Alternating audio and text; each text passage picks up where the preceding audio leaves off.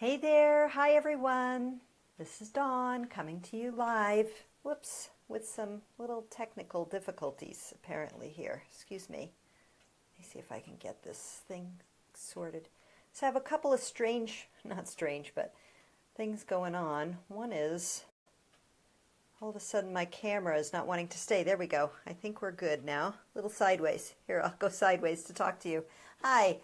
I've got this new headset too. It's a sound canceling and it's strange. So anyway, I'm getting used to it. Okay, so hi, this is Dawn coming to you live from Sedona. And today I would like to talk with you about what I call OPE, which is an acronym or abbreviation for other people's energy. And so if you've been watching and you've been with me for a while, you know that I have been recently talking a lot about frequency. Hi, Wayan. I've been talking a lot. Hey, Sa. Hi. I've been talking a lot about frequency and the use of sound and other modalities to clear our energy field and help us raise our own frequency. And so when we talk about other people's energy, this conversation about frequency is going to weave in. So let me just connect and catch the thread, and then I'll begin and I'll talk about this. Hey Chris, welcome. We're going to talk about OPE today, other people's energy. So the first thing that comes is a question for you, which is, have you ever walked into a room and just gotten a headache right away? Morning, Sa.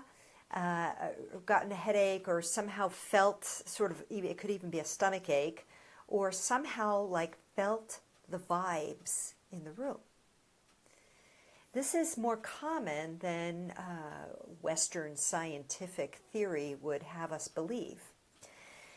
We can, in fact, sense the energies of others around us. However, if we have buried that skill, or if we are ourselves so clogged, overwhelmed, filled up with our own stresses or programming, watching TV all the time, or conditioning from being obedient as students in school or in our families or whatever. So if we're just conditioned to be programmed to be these people who don't sense others around us, we're not aware that we're picking up other people's energy. Now combine that with the fact that some people are more sensitive than others, and what we have is a mix of abilities to sense the energy around us. So what's happening as the Schumann resonance has raised on Earth, and as we're getting these solar flares that are bringing more photonic light onto the planet and impacting us at an energy level, and our galaxy, our solar system, is moving through a different part of the galaxy where the frequencies are higher. These are all science things that you can look up and see. What's happening is we are being bathed in higher frequencies. And because we're being bathed in higher frequencies, we are either having a hard time of it if we are laden deep within with a lot of heavy, toxic, emotional energy, fear frequencies, or lower vibrational frequencies. So if we're full up, so to speak, with these low frequencies, that high frequency is causing a lot of stress within us, and it's hard to manage. So we feel chaos within, and then that brings chaos without. So we might not be aware that we're feeling other people's energies as well, and we might be so full up with our own stuff that we can't really sense it. It's just more overwhelming energy. But as we start to clear that stuff out, or perhaps if you're just a more sensitive person, your empathic abilities start to come online. When your empathic abilities start to come online, that's actually a blessing. But at first it might feel like a curse, because we haven't been trained on how to manage these energies. And so what happens is we walk around like a wide open sponge, just absorbing OPE, other people's energy. And this can manifest in a lot of ways. The stereotype is you walk into a room and get a headache or a stomach ache. That had been happening to me since I was a child But because I was raised in that old paradigm of the scientific materialist, everything is a discrete part and nothing is connected, that paradigm, I thought it was just me. I had a nervous stomach. I still do when I don't manage my own energies. But there's some other ways that this can manifest for you. So you might be listening to this now or later and going, oh, well, I don't walk into a room and feel other people's energies. No, you might not. It might show up later. So here's how it manifested for me as an adult. When I was an adult and a journalist living in Phuket, Thailand, I was living the life. I was yachting and sailing and being invited to all these openings as this luxury magazine editor and drinking a lot of wine, or drinking wine frequently, like several nights a week. And what would happen is I'd be in, these places with people partying and smoking and just doing their 3D life without really, there was no spiritual content in there. And I'd go home and I'd go to sleep, and then I'd wake up in the middle of the night with anxiety. And that went on for years, not knowing what it was. It took my spiritual reawakening the last few years to really begin to understand that what was happening was my empathic abilities were being saturated by the alcohol, the unconsciousness, the partying, just the scene. And so I was absorbing OPE, other people's energy, but I was not, it was dissipating in the night when I'd wake up at 3 a.m. with anxiety. So, okay, so what do we do about this? There's two things I want to say. Let me just reconnect with the thread here. The first is that there are ways for you to begin to manage and shield your own energy so that you don't have to pick up other people's energy. That's the first thing. So having just gone through about a 30-hour transit from one side of the planet to the other, mostly in airports and airplanes, I pulled out some of those tools. The other thing is that as we clear our own shadow material and raise our own vibrational frequency, because we're no longer stuck in the muck of low vibration, we kind of pop out of those lower frequencies and they don't impact us as intensely anymore. So I've gone through a few phases of this whole experience of other people's energy and frequency changes, etc. So I've told you about the sort of first phase, but really the first and second. The first is, you're not aware of feeling other people's energies, and some people are not as sensitive as others, and that's kind of cool. It's kind of a blessing, actually. And then you get to where maybe your sensitivities are activated, but you're so filled with low vibrational frequency yourself that other people's energy, first of all, you don't perceive yourself absorbing it, and then it just wonks you out even more, basically. So it just causes more pressure. So at that point, if you begin doing energetic shielding of yourself, it can only help you so much because you haven't actually cleared your own energy field. And that comes to the third phase, which is really doing your energetic work. So there's inner work, which has to do with healing your psyche of fragmented parts, of wounds, all of that. And that's a part of it because that's what helps you raise your vibrational frequency. But there's also the energetic piece. This is where energy healing modalities come in. This is where Gestalt type therapies that let you release your wounding and your anger come in. This is where sound healing, breath work, and even past life regression, EFT, all of these things start to come in to help you clear and release the lower vibrational frequencies from wounding, from childhood, from old memories, old habits of thoughts, all of that. Hey Liz, hi, welcome, good to see you here. And then that helps you, as you clear out your own psychological baggage, you become there's more space for your frequency to raise. Then when you shield yourself, and I'm going to talk about energetic shielding in a moment here, then you're shielding something that's a container that's more clear and happy to begin with, rather than just shielding yourself from bad vibes, so to speak, when anyway you're already full of bad vibes within that you haven't sorted or cleared or integrated. So, hey Helena, welcome. So, okay, so let me catch the thread here because I'm pouring a lot of information out here. So we have completely unaware that we can absorb other people's energy or feel their vibes, to picking up other people's vibes and just feeling crappy, getting a headache when you walk in the room or having anxiety in the middle of the night after being at a party of unconscious people.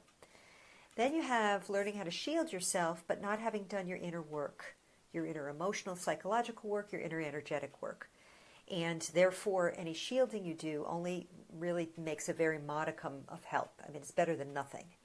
And then you have really doing your inner work to clear yourself and combining that with shielding. And again, I am going to talk about give you some shielding tools in a moment here, if you stick with me. Then the next level is that you clear yourself out enough and you raise your vibrational frequency enough where you kind of pop out of those low vibes kind of don't touch you anymore. And, there's a lot I could say about that too, but I don't want to go too far off tangent. I want to talk about shielding because this tool was extremely, extremely helpful for me when I began my spiritual path about 1.5 years ago, or what I would say, not that I began it, I really stepped on the path of leadership, and I had to begin to heal my fragmented parts at the next level of things, to clear myself and to prepare myself for leadership. And so to do that, I had to stop absorbing OPE, other people's energy, while I was doing that deep inner work. And so there are a number of ways you can do this. There's a lot of material out there on how to clear your chakras and how to set up using your attention and your intention to literally put a shield of energy around yourself, a bubble of light. And so there are many ways you can do that. I'm just going to briefly review my particular method. And again, this is where when we do energy work, understanding that your intention has power. Like your thoughts, your intention has power.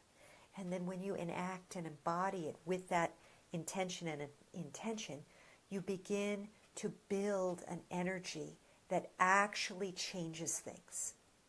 And so this is what I did every day for more than 1 year. Well, maybe 1 year.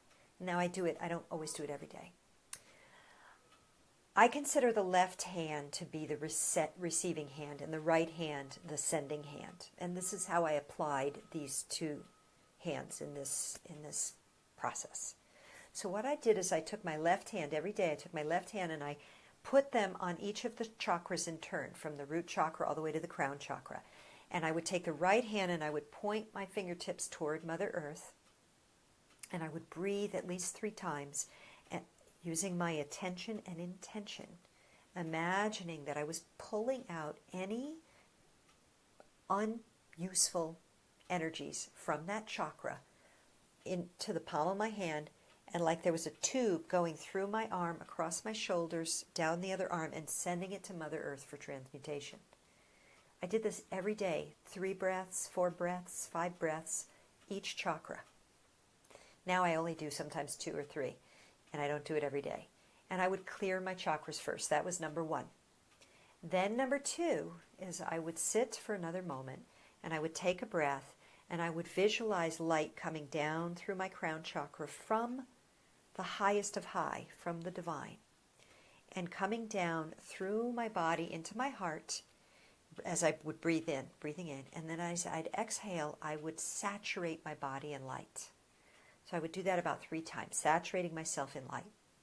And then I would imagine myself bringing that light down all the way to my root chakra. And as I'd exhale, send that root down, anchoring myself into Mother Earth. So I was anchoring light into Mother Earth. And I draw up energy from Mother Earth, drawing it up with the breath, drawing it up with the breath, all the way into my heart chakra, and then sending it out through my crown. So I was really rooting myself, anchoring myself in the light of the divine and in Mother Earth. So I'd saturate myself in light, I'd anchor myself in light, and then I would do several more breaths where I would shield myself in light, in 3 layers of light, a gold layer, a rose layer, and a green layer. So the green one being the healing layer. So every day at the very beginning of my meditation, I would spend the first 10, 15 minutes clearing my chakras and doing this light anchoring, light clearing activation, meditation, visualization. Using intention and attention, I would saturate, anchor, and shield myself in light. And between that and inner healing work, NLP work, past life regression, light frequency work, I did light frequency work, I did forgiveness practice prayer, many things, many different modalities, EFT tapping, and others that came in later. I have found that I am operating at a different vibrational frequency. I would not be here on this video if I wasn't, because I was in hiding. I was afraid to lead, I was afraid to teach, I was afraid to show up. And now I show up and it doesn't matter, if there's 2 of you or 100 of you watching. I know that I have to do this because these tools need to be delivered now for people who are dealing with the low vibrational frequencies that we are dealing with here, especially Americans, but really everywhere on the planet. Fear, pain, anxiety, fragmentation from this incarnation and others, conflict, war, and OPE, other people's energy, the people who bring you down. If you work with people who are just negative, complaining all the time, or you go to the gym and the freaking news is on all the time. I mean, that's like it's the epitome of low vibrational fear frequency just coming at you. So we need tools. We need tools to shield ourselves. We need tools to protect ourselves. We need tools to clear ourselves. And it's all about energetic sovereignty. It's about clearing ourselves of OPE, other people's energy, but also of the frequencies that would keep us enslaved in fear and doubt and disconnected from each other and disconnected from the frequencies of love and light. So ultimately, this is all about energetic sovereignty. It's about bringing forth tools that I invite you to experiment with.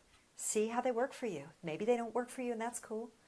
But if you are struggling with up and down with your emotions, or feeling like, overwhelmed, or like you can't even go out and socialize anymore with your old friends because it's just so hard to deal with, explore the possibility that clearing your own energy field and shielding yourself might be helpful. And one other thing I want to say about that is, I traveled a lot in the last 7 years. I have been traveling nationally, domestically, and internationally a lot. A few years ago, I was traveling domestically every month. So that means going through airport security and going through all the anxiety that triggers in people. And I was picking it up all the time. I'd get to a conference or somewhere and I'd just be kind of an energetic basket case. It would take me a day just to calm down. And just to not be freaking out. Not externally, you wouldn't see it if you met me. I'd smile and be nice, but internally feeling like the quivering in my heart and my solar plexus all anxious and stuff. And I came to understand that this wasn't all just me. I was absorbing all of the energy in all of those public places.